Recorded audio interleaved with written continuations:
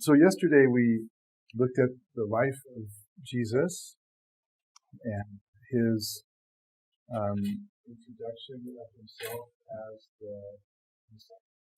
ما دیروز نگاه کردیم به زندگی عیسی مسیح و اینکه چجوری توی زندگیش خودش رو به عنوان مسیح به ما معرفی کرد. And we talked about how he was really not the Messiah that people were expecting. و در مورد این صحبت کردیم که اون واقعا اون مسیحی که مردم انتظارش رو میکشیدن نبود. That what the expectation was and the hope was that the Messiah would come as a great military and political conqueror. و امید به خاطر این بود که مسیح به عنوان یک جنگجویی که میاد و شکست میده وارد بشه. And that he would come and that he would defeat Rome and free Israel to become a great nation. فکر کردم میاد و اسرائیل رو از روم نجات میده و اسرائیل دوباره یک قوم آزادی میشه. And that he would set up his throne in Jerusalem, just as David had had his throne in Jerusalem. و همچنین تخت سلطنتش رو هم در اورشلیم مثل داوود بنا میکنه. But Jesus, as we know, didn't come to do that. و ما میدونیم که مسیح برای این کار نیامد. Because Jesus came to defeat an enemy that was much greater and much more powerful than Rome. به خاطر اینکه عیسی مسیح اومد که یک دشمنی خیلی بزرگتر از روم رو شکست بده. Jesus came to defeat sin and death. عیسی مسیح اومد تا بر مرگ و گناه غلبه بکنه. And he came to make peace with God. اومد تا ما رو با خداوند صلح بده. To restore the broken relationship between man and God. و رابطه شکسته بین انسان و خداوند رو احیا بکنه.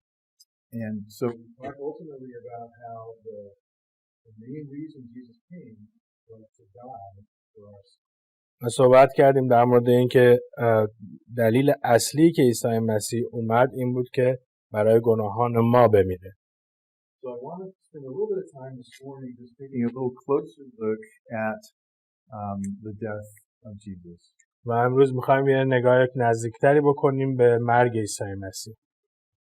And the way I want to do that actually is looking not so much at the crucifixion, but at the Garden of Gethsemane. Jesus, the night before he was crucified. و جوری که می‌خوام این کارو بکنم زیاد نمی‌خوام روی صلیب نگاه بکنم بلکه شب قبلش در باغ جتسمانی می‌خوام نگاه بکنم. And Jesus in the garden and what he went through as he looked ahead to what would happen as he went to the cross. وقتی که عیسی مسیح در باغ جتسمانی بود اتفاقی براش میافتاد که نشون میداد که به چی داشت نگاه میکرد یا نگاهش به چه اتفاقی بود که داشت در آینده براش میافتاد. Okay.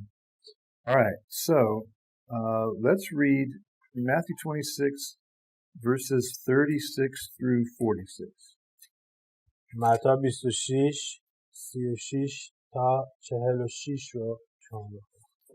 آنگاه عیسی به ایشان به موضوعی که مسما به جتسیمانی بود رسیده به شاگردان خود گفت در اینجا بنشینید تا من رفته در آنجا دعا کنم. و پتروس و دو پسر زبدی را برداشته بی نهایت غمگین و دردناک شد. پس به ایشان گفت نفس من از غایت علم مشرف به مرگ شده است. در اینجا مانده با من بیدار باشید. پس قدری پیش رفته به روی در افتاده و دعا کرده گفت ای پدر من اگر ممکن باشد این پیاله از من بگذرد اما نه به خواهش من بلکه به اراده تو. و نزد شاگردان خود آمده ایشان را در خواب یافت و به پتروس گفت آیا همچنین نمی‌توانستید 1 ساعت با من بیدار باشید؟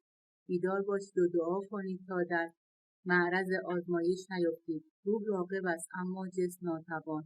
و بار دیگر رفته باز دعا نموده گفت ای پدر من، اگر ممکن نباشد که این پیاله بدون نوشیدن از من بگذرد، آنچه اراده تو است بشود. و آمده باز ایشان را در خواب یافت، زیرا که چشمان ایشان سنگین شده بود.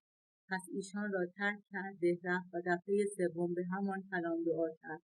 آنگاه نزد شاگردان آمده به ایشان گفت مابقی را بخوابید و استراحت کنید. اکنون ساعت رسیده است که پسر انسان به دست گنهکاران تسلیم شود. برخیزید برویم، اینک تسلیم کننده من نزدیک است.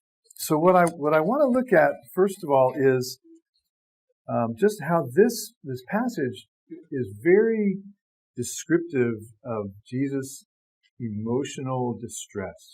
و چیزی که تو این متن می‌بینیم این هستش که عیسی مسیح خیلی از نظر روحی به اصطلاح استرس داره. It's really the most emotional description we have of Jesus in all of the scriptures. و ما تو این فصل بیشتر از فصل دیگه می‌بینیم که از نظر روحی چه شرایطی داره عیسی مسیح. If you look back in verse 37, he says, or it says, he began to be grieved and distressed. و آیه 37 مثلا میگه غمگین و دردناک شد. And then in verse 38, as he begins to pray, he says, my soul is deeply grieved to the point of death. و تو 38 میگه نفس یا جان من از غایت الم مشرف به موت شده است. And then verse 39, he says, my Father, if it's possible, let this cup pass from me. و 39 میاد میگه ای پدر من اگر ممکن است این پیاله از من بگذرد. So you see he's asking, is there a way to get out, away from what this thing that I'm facing? Is there a way to avoid it? اینجا از پدر میپرسه که راهی هستش که این کارو نکنم. And then we get to verse 42, and we're told he prays again a second time, and this time he says, my Father, if this cannot pass away unless I drink it, your will be done. 42 میگه که و بار دیگر رفته باز دعا نموده گفت ای پدر من اگر ممکن نباشد که این پیاله بدون نوشیدن از من بگذرد آنچه اراده تو است بشود. And then verse 44 we read that he prayed the same thing again, a third time, the same thing. آیه 44 میگه برای سومین بار همون دعا رو دوباره کرد.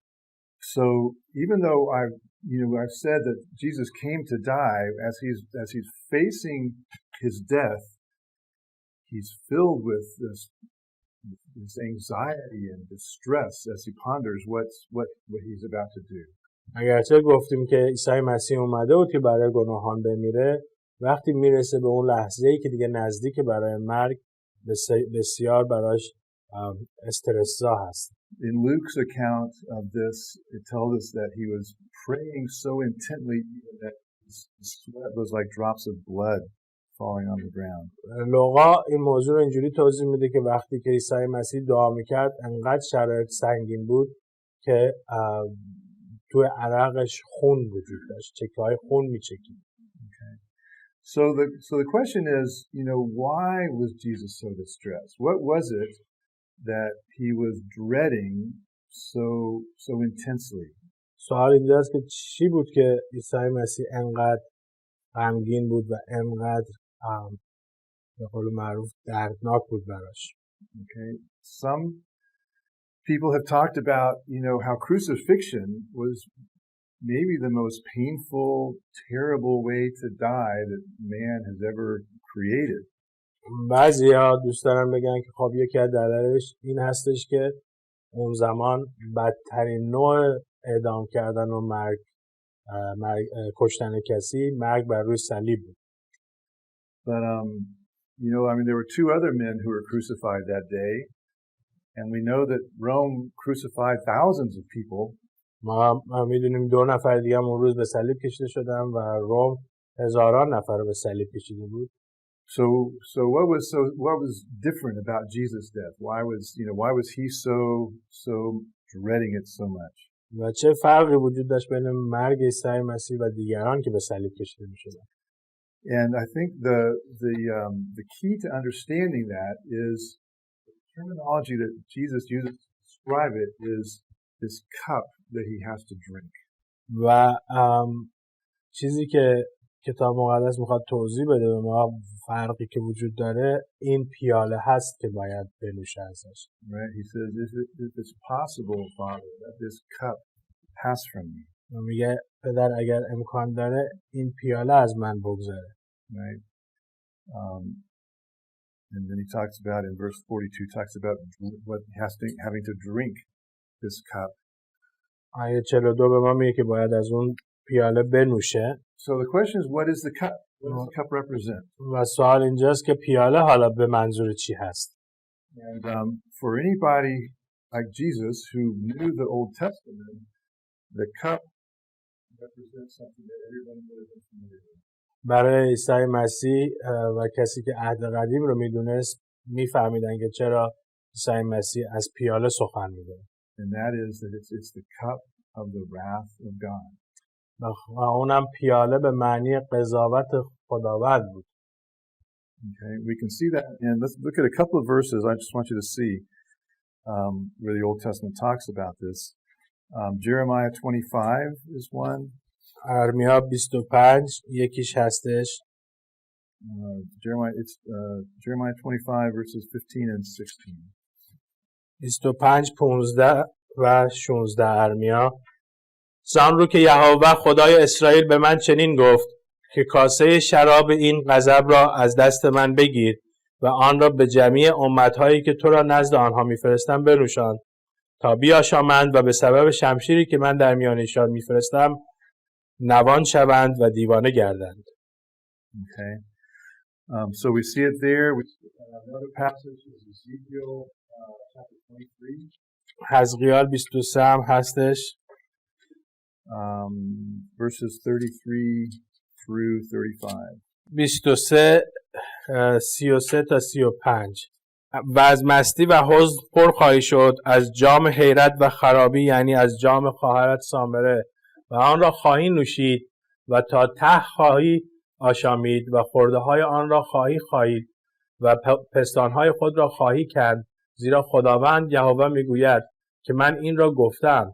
بنابراین خداوند یهوه چنین میفرماید چون که مرا فراموش کردی و مرا پشت سر خود انداختی، لحاظا تو نیز متحمل قباحت و زناکاری خود خواهی شد.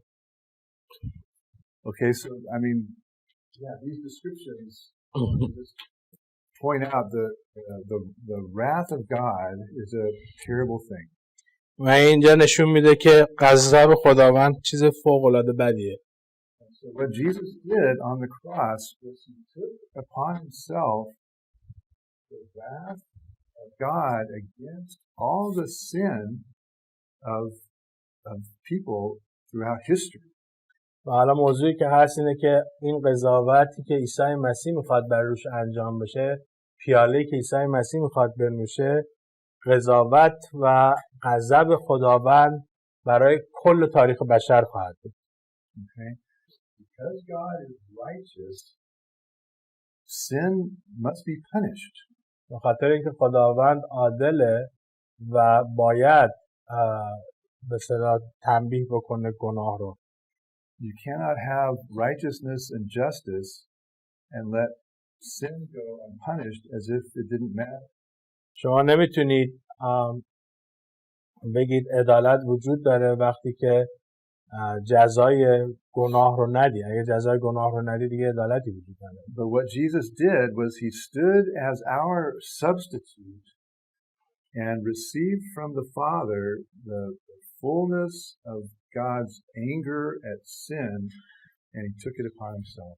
و کاری که عیسی مسیح کرد این بود که به جای ما رفت و غضب پدر رو دوش خودش کشید And so because Jesus took that upon himself, we therefore do not have to receive any of God's anger or judgment, or condemnation, I should say. به خاطر کاری که عیسی مسیح رو صلیب کرد ما دیگه اون قضاوت بر ما نخواهد بود. Okay. Now, it's important to realize, Jesus' death for us does not save us from physical death. و این موضوع رو باید یادآوری بکنیم که مرگ عیسی مسیح به جای ما به معنی این نیست که ما نخواهیم مرد از نظر فیزیکی. Right? Some people think, well, because Jesus suffered for us, then therefore we should never have to suffer anything. و بعضی هم فکر میکنن چون عیسی مسیح برای ما رنج کشیده ما دیگه نباید هیچ رنجی رو بکشیم. But Jesus did not save us from physical death. He saved us from spiritual death, spiritual condemnation. عیسی مسیح ما رو از مرگ فیزیکی نجات نداده بلکه ما رو از مرگ روحانی نجات داده. We have no guarantee that we might not also be crucified. ما هم هیچ تضمینی وجود نداره که حتی به صلیب کشیده نشیم. In fact, there were many Christians following Jesus who did have to be crucified because of their faith. حتی خیلی از مسیحی‌ها بودن که ایماندار شدن و به خاطر ایمانشون تو اون زمان به صلیب هم کشیدنشون. So Jesus' death does not save us from the wrath of man, but it does save us from the wrath of God. پس مرگ عیسی مسیح ما رو از غضب انسان دور نمیکنه ولی از غضب خداوند دور میکنه.